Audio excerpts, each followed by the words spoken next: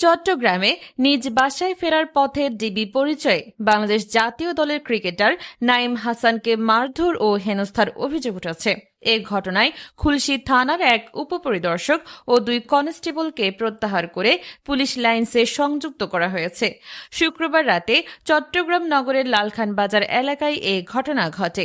পরে শনিবার সকালে নাঈমের ভাই সাব্বির আলম বাদী হয়ে খুলশী থানায় একটি মামলা করেন। মামলায় এসআই শফিকুল ইসলাম, কনস্টেবল রাসেল ও পুলিশের সোর্স সোহেলকে আসামি করা হয়েছে।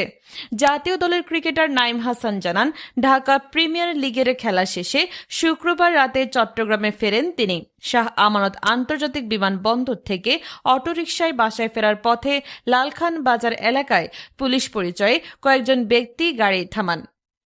নাঈমের অভিযোগ, গাড়ি থামানোর পর তাকে জোর করে নামিয়ে পরিচয়পত্র দেখানো সত্ত্বেও এসআই শফিকুল ইসলাম লাঠি দিয়ে আঘাত করেন।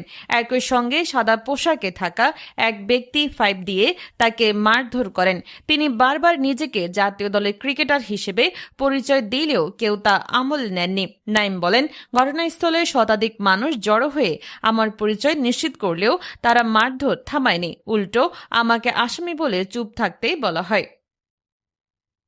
তিনি আরও অভিযোগ করেন, মারধরের এক পর্যায়ে তাকে একটি অটোরিকশায় তুলে অজ্ঞাত স্থানে নেওয়ার চেষ্টা করা হয়। পরে খুলশী থানায় নিয়ে যাওয়া হলে সেখানেও তিনি হেনস্থার শিকার হন।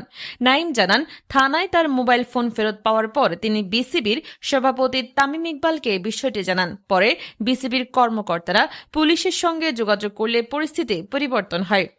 ঘটনার বিষয়ে চট্টগ্রাম মহানগর পুলিশের উপকমিশনার আমিরুল ইসলাম বলেন, একটি অটোরিকশায় সোনা চোরাচালানের তথ্যের ভিত্তিতে অভিযান চালানো হয়েছিল। তবে অভিযানের আগে নিয়ম মেনে প্রয়োজনীয় প্রক্রিয়া অনুসরণ করা হয়েছিল কিনা এবং তথ্য কতটা সঠিক ছিল তা তদন্ত করে দেখা হচ্ছে। তিনি বলেন, বিষয়টি আমরা গুরুত্বের সঙ্গে তদন্ত করছি। আপাত দৃষ্টিতে কিছু ভুল ত্রুটি পাওয়া গেছে, দায়ীদের বিরুদ্ধে বিভাগীয় ব্যবস্থা নেওয়া হবে।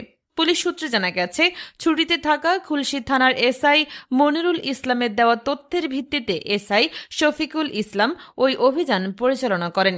তথ্য ছিল, একটি সিএনজি চালিত অটোরিকশায় সোনার চালান বহন করা হচ্ছে। এদিকে ছেলের সঙ্গে ঘটে যাওয়া ঘটনার বিচার দাবি করেছেন নাঈমের বাবা মাহবুবুল আলম। তিনি বলেন, খবর পেয়ে থানায় গেলে ডিউটি অফিসার তার সঙ্গেও দুর্ব্যবহার করেন। ঘটনার পর রাতে থানায় ভিড় করেন নাঈমের স্বজন ও ক্রিকেট প্রেমীরা।